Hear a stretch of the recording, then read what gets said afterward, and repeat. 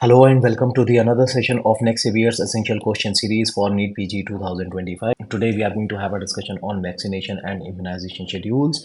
Particularly the focus will be there on the catch-up guidelines because today majority of the questions on immunization are flooded with the catch-up guidelines. Now, if you look at the sample question, a 4-year-old child visits to your clinic with no prior vaccination documented. 4 years is the age and no prior vaccination documented. So, what will be your approach?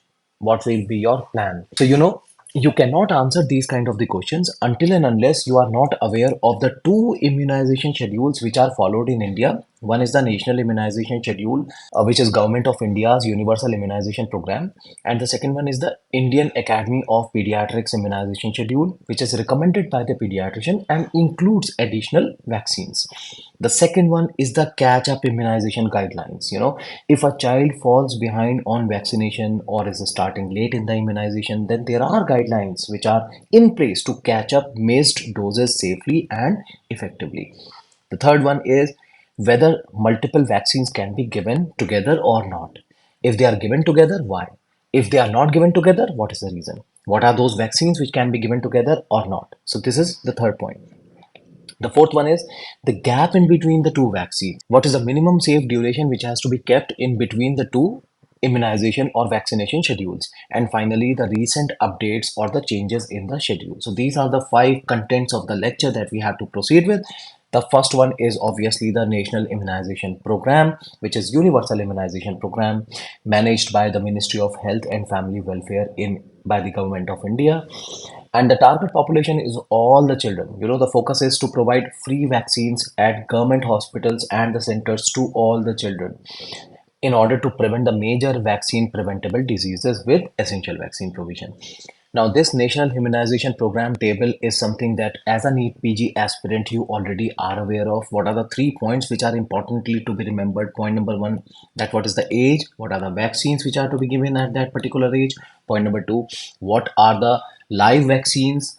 Which one is the inactivated vaccines? Point number three, what is the route of administration? So these are the 3 points which you already are aware of. The second one is the Indian Academy of Pediatrics recommended immunization schedule, which is managed by IAP, and it is very frequently updated. The target population is the children who are receiving vaccination in the private hospitals or the clinic, which is providing a broader protection with additional vaccines. So there are some vaccines which are not there in the NIS, but they are here in the IAP.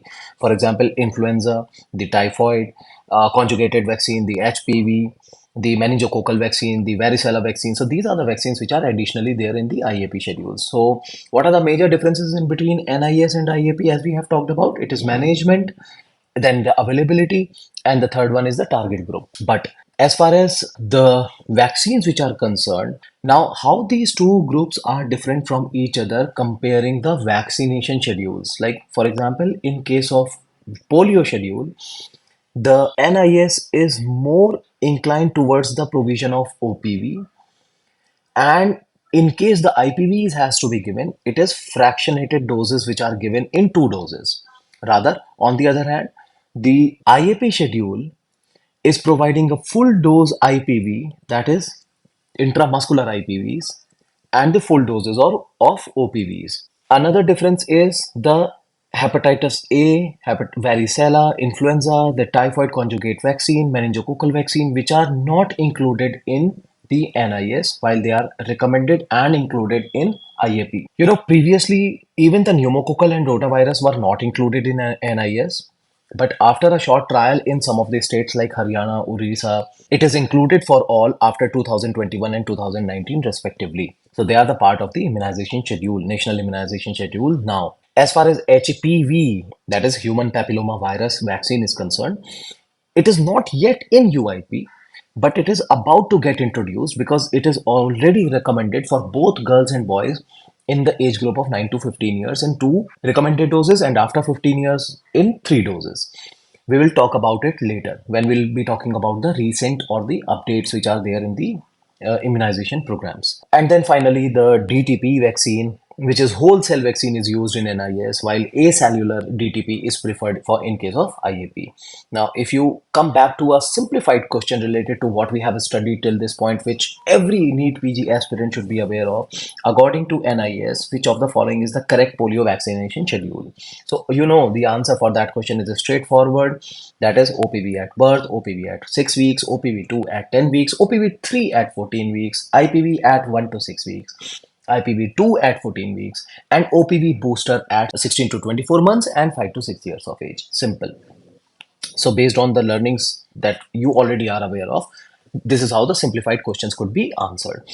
But now coming on to that question, which was placed in the beginning of the lecture, 4-year-old visits to your clinic with no prior vaccination documented. So how will you proceed, or what is the most appropriate plan for the child's vaccination?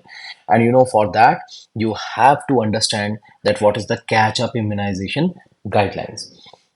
If the child falls behind on vaccination or it starts late in vaccination, then there are guidelines in place to catch up missed doses, which both safely and effectively. So there are 4 rules which are meant to be followed. Rule number 1 is do not restart the vaccine series. There is no need to restart an interrupted vaccine series regardless of how long the gap has been. The child should simply continue with the remaining doses as soon as possible. So that is rule number 1. For example, a 6-year-old child visits your clinic and the mother reports that the child received only 1 dose of MMR at 9 months of age but missed the second dose at 15 months, which was recommended. Now, how will you proceed? So, point number 1, there is no need to restart the series.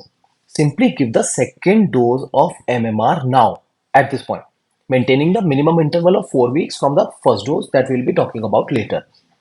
So, what is the catch up plan for this child? Give MMR2 today. Now, if you are not sure about the prior vaccination, that it is that the mother is claiming that the child received 1 dose of MMR at 9 months of age, but no documents were provided. So in that case, you have to go for a complete 2-dose schedule. Then in that case, you have to go for a complete 2-dose schedule with at least 4-week gap in between the doses. Right? So that is the rule number 1, that you do not have to restart the vaccine series again. Point number 2, give missed doses at the earliest opportunity. Any missed vaccine should be given at the next possible visit. For example, if the birth doses, at birth, the BCG, hepatitis B, OPVs are given. So just imagine that they were not given at birth. So they should be administered at the first contact itself, right? Rather than skipped. So that is rule number 2. Then rule number 3, use minimum interval to catch up. When scheduling catch up vaccines, you can use the minimum acceptable interval between the doses to accelerate the protection. And for majority of the vaccines, the minimum interval between primary series doses is around 4 weeks. Now, why 4 weeks? We'll be talking about it later. But for majority of the vaccines, this is the minimum duration in between the 2 vaccines.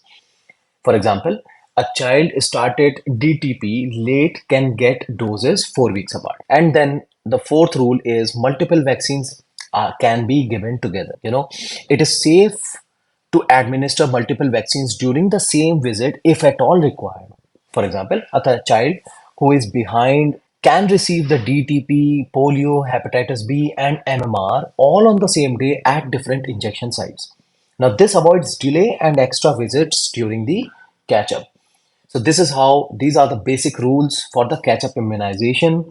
But exceptions are always there. There are some specific examples which are out of these ruled mechanism that you should be aware of. And what are those? Point number 1 is that of a DTP vaccine. If the child is more than 7 years old and has never received DTP, then use the adolescent or the adult formulations for the catch-up, not the original DTP. Why? Because the full pediatric DTP is avoided after the age of 7 because pertussis vaccine isn't routinely given due to increased reactogenicity of the whole cell pertussis. And that is why the Tdap, that is acellular pertussis booster, is used for older kids and adolescents. So this is one set of exception. The another one is the Haemophilus influenzae and the pneumococcal conjugate vaccine. It is usually not given after 5 years of age. It may be given only to children with a high risk conditions on the doctor's advice. And then finally is the rotavirus vaccine, which is given only in case of infants. If the series was not started or completed in infancy, then rotavirus cannot be given beyond the upper age limit, which is 2 years. For example, an older infant comes to your clinic who missed rotavirus might get a dose if still under 8 months of age.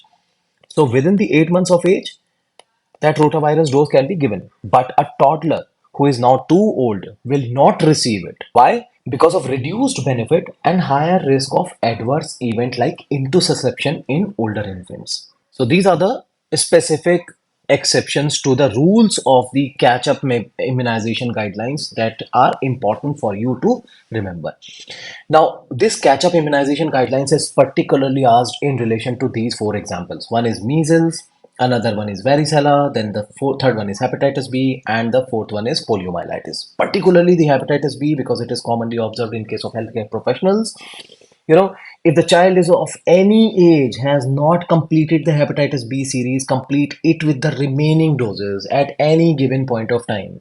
So even for adolescents can start the hepatitis B series, that is 0, 1 and 6 months interval if never immunized. You know why? Because it is never too late for this vaccine to be given. They used to ask this hepatitis B very commonly. Then the second one they used to ask is about the measles.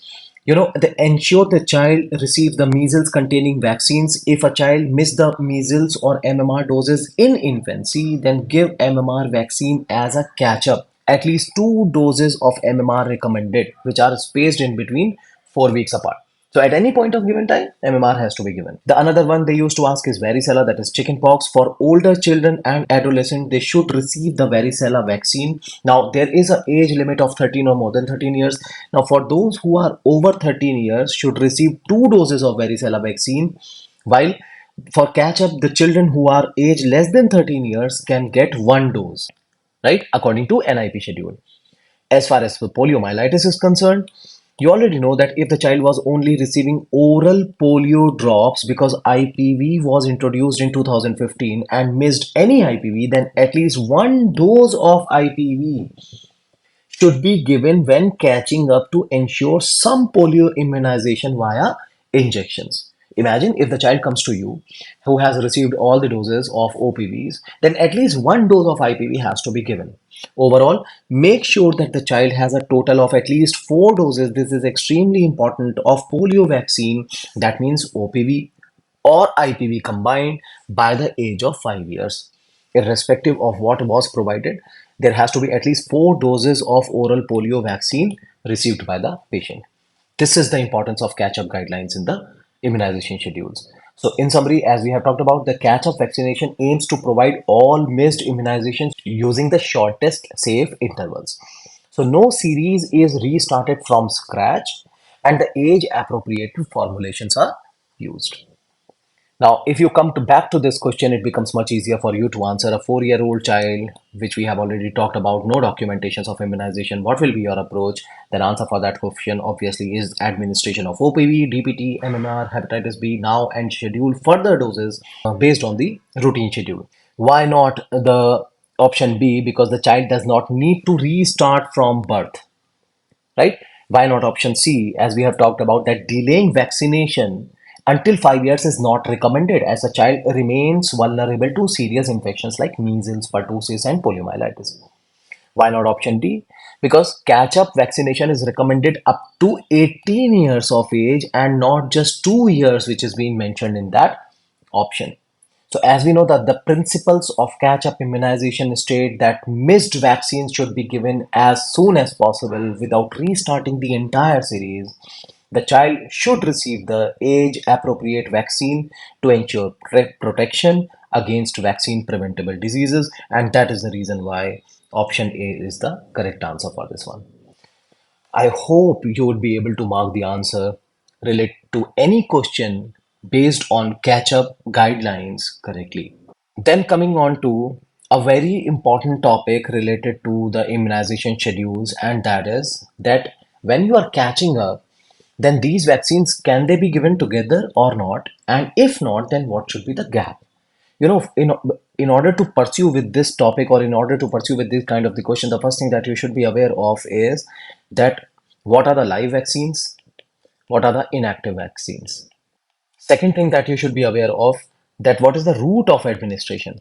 Why? Because you know that simultaneous administration does not affect their immune responses. But if given separately within the short period of time, the first live vaccine may interfere with the immune response of the second one. And that is the reason why knowing about these two regarding every vaccine is important, that what in order to determine that whether it can be given together, or you have to follow a 4 week gap rule.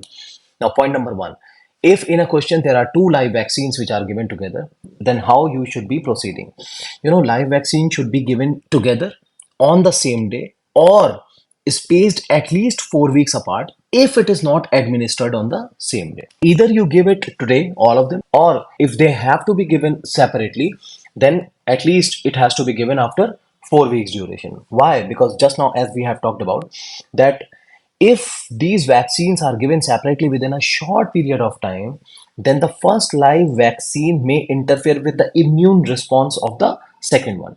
So these are the examples which are kept in your questions where the two live vaccines are asked to be given. So they can be given together.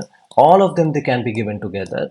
But if at all not given together, then there has to be a 4 week gap in between the two. So this is injectable live vaccines, how they can be provided. Then the examiner can confuse you by giving another options of live injectable vaccines and live intranasal vaccines.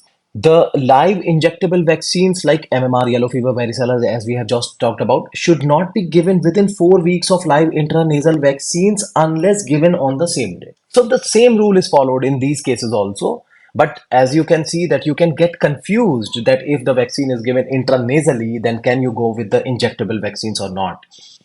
Then the third one, how the examiner can further confuse you, is live versus inactivated vaccine. Now here there is a bending of rule. You see, no spacing is needed or required between live and inactivated vaccines. For example, MMR, which is a live vaccine, can be given hepatitis B without any ruling of 4 weeks duration.